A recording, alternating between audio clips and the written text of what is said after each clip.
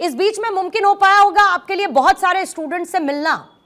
क्या स्टूडेंट्स आज आए इस सुझाव से आपको सहमत नजर आए? आज वो ये कह रहे हैं कि कोई धांधली नहीं हुई? क्या आज वो ये कह रहे हैं कि नीट का पेपर लीक नहीं हुआ? क्या आज वो ये मानते हैं कि उनको न्याय का एक अंश इस पहले फैसले के साथ मिला है? पूर्णिमा जी नमस्कार। सबसे बड़ी बात यह है कि आज इस देश में जो हालात है, जो आपने सवाल किए हैं, उसका सबसे सीधा सटीक जवाब ऐसे मिल जाता है कि आज भाजपा का कोई प्रवक्ता आपके पैनल पे नहीं है। सरकार का प्रवक्ता कोई सफाई देने के लिए, कोई इस मुद्दे पे बात करने के लिए नहीं है। ये सीधा सीधा सा इसका प्रमाण है कि सरकार नहीं चाहती कि इस पे उनके मुंह खुले, और जब मुंह खुलेंगे तो उनके मुंह से जो गंदगी निकलेगी वो पूरे देश को देखेगा। तो बहुत स्पष्ट है कि आपके पैनल को बायकॉट किया, नहीं तो भाजपा यहाँ तो दिन रात मंडराती रहती है, मैं तो यही शब्द इस्तेमाल कर सकता हूँ। आज यहाँ से गायब है। तो शिक्षा मंत्री की एक कौन सी मजबूरी है कि प्रेस कॉन्फ्रेंस करके आके कहते हैं कि कोई घोटाला नहीं है, कोई गड़बड़ नहीं है। सबसे बड़ी बात है कि एक छोटा घोटाला नहीं है पूर्णिमा जी, ये बहुत बड़ा घोटाला है। जितना हमको और आपको दिखाई नहीं दे रहा, उससे कई गुना बड़ा घोटाला है। अब 10 साल हो चुके हैं सरकार को। अब 10 साल में ये सरकार ये नहीं कह सकती कि पहले ऐसे होते हो रहे हैं, यहाँ हुआ वहां हुआ। 10 साल में आपको सारा सिस्टम दुरुस्त कर देना चाहिए था। बात यह है कि एक शहर में, झज्जर में जो सेंटर बनाया गया तो वहां की प्रिंसिपल ने भी कहा कि हमारे यहाँ बच्चे लेट नहीं आए थे, इनको ग्रेस मार्क क्यों दिया। दूसरी बात मैं कहूंगा, दुनिया में शायद इतिहास में पहली बार हुआ होगा कि ग्रेस मार्क कोई प्रतियोगी एग्जाम में दिया गया, जबकि कहीं भी कोई भी प्रतियोगी एग्जाम में ग्रेस मार्क देने का कोई रिकॉर्ड ही नहीं है। सिर्फ हिंदुस्तान में क्या पूरी दुनिया में पहली बार हुआ है। तो जो चमत्कार हो रहे हैं नरेंद्र मोदी के शासनकाल में, बच्चों के साथ खिलवाड़ हो रहा। हमें गर्व है पूर्णिमा जी कि दुनिया को हमने बेहतरीन डॉक्टर पैदा करके दिए। पूरे विश्व में भारतीय मेडिकल का, भारतीय आयुर्विज्ञान का, भारतीय स्वास्थ्य सुविधाओं का, भारतीय डॉक्टरों का डंका बजता है। पूरे दुनिया में भारतीय इंजीनियर्स का डंका बजता है। पूरे दुनिया में भारतीय वैज्ञानिकों का डंका बजता है। वो क्यों?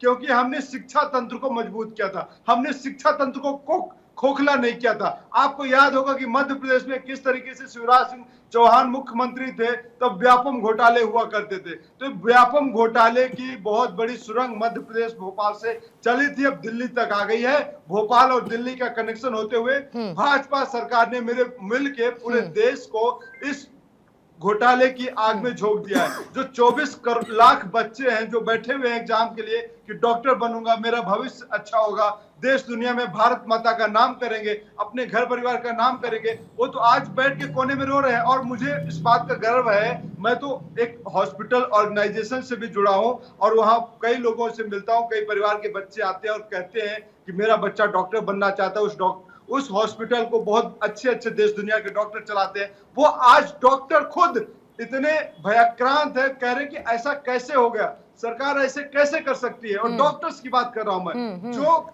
डॉक्टर आज 20 साल 30 साल की नौकरी कर रहे हैं, एक्सपीरियंस वाले, वो कहते हैं हमारे जमाने में ऐसा नहीं था। तो हाथ कंगन को आरसी क्या, पढ़े लिखे को फारसी क्या। तो वो डॉक्टर उस जमाने की बात कर रहे हैं जब दीपक जी, मैं आपकी बात समझ गई। और इसीलिए जब मैंने आपसे जो सवाल पूछा, मैंने बिल्कुल उसमें आपसे ये नहीं पूछा कि कांग्रेस इसको लेकर क्या सोच रही है, कांग्रेस इसको लेकर क्या करना चाह रही है, क्योंकि मैं एक्चुअली नहीं चाहती थी कि ये एक पॉलिटिकल मुद्दा बने। मैं लिटरली ये नहीं चाहती कि एक पॉलिटिकल मुद्दा बने। लेकिन हाँ, इसको लेकर आपने जब सवाल उठाए, जब आपने मध्य प्रदेश का जिक्र किया, तो साथ में इससे पहले राणा जी ने राजस्थान का जिक्र किया जब कांग्रेस की सरकार वहां पर थी। आपने इस बात का जिक्र किया कि डॉक्टर्स इसको लेकर क्या सोचते हैं, तो वो बताने के लिए नरेश चावला जी से बेहतर अभी पैनल में कौन हो सकता है। लेकिन इसके साथ साथ आपने इस बात का भी जिक्र किया कि आज बीजेपी इस पैनल का हिस्सा नहीं है और इसीलिए हाथ कंगन को आसी क्या एक्सपोज हो गए वो। तो ऐसे कई मुद्दे रहते हैं जिस पर कांग्रेस भी अपने प्रवक्ता को नहीं बैठाती है। तो अगर हम इसको उस नजरिए से देखेंगे तो कांग्रेस पर भी सवाल उठते हैं, बीजेपी पर सवाल उठते हैं। लेकिन मेरा कहने का मतलब सिर्फ और सिर्फ स्टूडेंट्स पर्सपेक्टिव से दीपक जी है, क्योंकि मैं सच में नहीं चाहती कि ये एक पॉलिटिकल टूल के तौर पर उठाया जाए। इसके समाधान की बात हो रही है और समस्या के जड़ की बात हो रही है कि कहां से उठा और कैसे इस पर कार्रवाई होनी चाहिए। पूर्णिमा जी, एक कह के निकल जाना कि इसको पॉलिटिकल टूल मत बनाइए, आपके लिए और आपकी पत्रकारिता के लिए बहुत आसान हो सकता है। आपकी एक अपनी लाइन हो सकती है, लेकिन एक पॉलिटिकल मुद्दा नहीं है, इसको आप कैसे डिनाई कर सकते हैं? जो सरकारें नहीं, मैं तो डिनाई कर ही नहीं सकती, क्योंकि आप पॉलिटिकल पार्टी को रिप्रेजेंट करते हैं, तो आप मेरे सामने बैठे हैं, तो मैं कैसे डिनाई कर सकती हूँ इसको? मैं डिनाई नहीं कर सकती इसको, लेकिन मैं चाहती नहीं कि ये राजनीति का मुद्दा बने। मैं डिनाई नहीं कर रही हूं, मैं चाहती नहीं कि राजनीति का मुद्दा बने। और घूम फिरकर बार बार जो आप मेरी और मेरी पत्रकारिता पे दीपक झा आ जाते हैं ना, तो आपके कांग्रेस पार्टी के प्रवक्ता होने के नाते मैं आपकी मजबूरी समझ सकती हूं, मुझे उसमें कोई समस्या नहीं है, लेकिन थोड़ा रिफ्रेन किया कीजिए हर बात पर। पत्रकार और आपकी पत्रकारिता और आपके लिए बहुत आसान, ये सब अब बहुत ही मतलब मैं I must consider it as a very foul language these days, और इसकी जरूरत नहीं है, आप ये समझिए। अभी तक मैं आपको पिछले 4 मिनट से सुन रही थी, सब अच्छा था। एक सवाल मैंने आपसे काउंटर में पूछ लिया, राजस्थान का मैंने जिक्र कर दिया, मैंने इसको पॉलिटिसाइजेशन इसके होने की बात कर दी, तो आपने मेरे पत्रकारिता पर सवाल उठा दिए साहब। क्या बोलूं मैं इसके बाद? उपेंद्र जी आपकी प्रतिक्रिया लूंगी और उसके बाद संजय राणा जी आपके पास 10-15 सेकंड दे दीजिए। रुकिएगा, आती हूँ दीपक जी। उपेंद्र जी आपसे जवाब। आपने इतने सारे आरोप लगा दिए थे मेरे ऊपर, मैंने आपको पूर्णिमा जी की बात नहीं किया कि अगर क्या है, मैंने बस इतना कहा।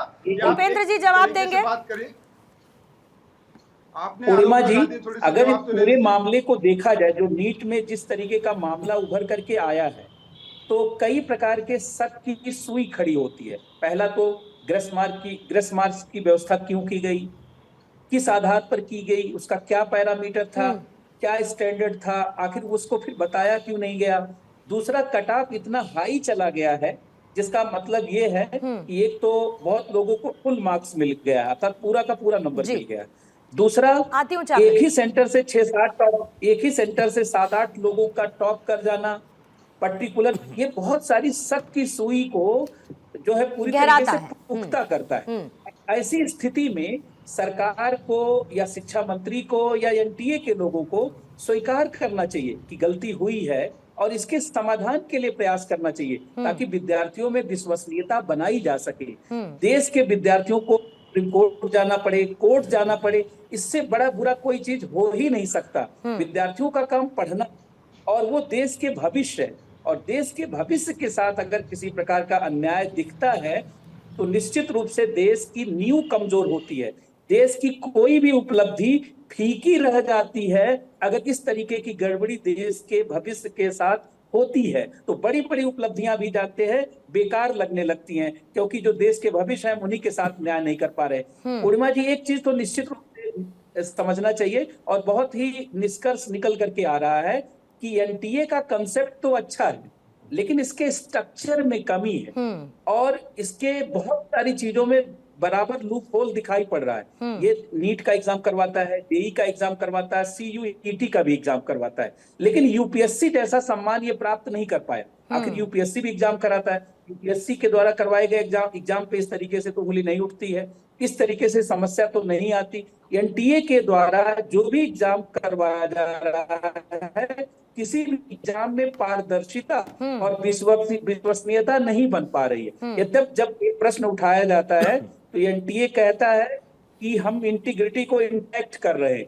और पूरी पारदर्शिता के साथ काम कर रहे हैं। भैया, अगर आप पारदर्शिता के साथ काम कर रहे हैं तो बच्चों को लगना भी चाहिए कि पारदर्शिता है। अगर विश्वसनीयता नहीं रहेगी, बच्चे मन से एग्जाम ही नहीं देंगे, सोचे फिर पेपर लीक होगा, फिर कुछ गड़बड़ होगा, दोबारा एग्जाम देना पड़ेगा। इससे बच्चे बुरे विचारों से प्रेरित होते हैं, कुछ गलत करने के लिए हतोत्साहित होते हैं, पूरे साल हतोत्साहित होते हैं कि इतनी मेहनत करने के बाद जब वो परीक्षा देने के लिए जाते हैं तो ये सब कुछ होता है। हतोत्साहित होते हैं, अपने भविष्य को लेकर उनके मन में संशय पैदा होता है, उनका कॉन्फिडेंस खत्म होता है। पूर्णिमा जी बिल्कुल बिल्कुल सही बात। और ये पूरा परिवार मेहनत कर रहा होता है बच्चे के साथ, तो पूरा परिवार भी हतोत्साहित होता है जी। एक तरीके से देखा जाए तो बहुत बड़ा मामला। आप देखिए, जहां एक तरफ प्रधानमंत्री एग्जाम से पहले बच्चों के मनोबल को संवाद करते हैं, परीक्षा पर चर्चा करते हैं, सेशन करते हैं, हाँ, वहीं दूसरी तरफ जो है इस तरीके का मामला सचिन में खड़ा करता है।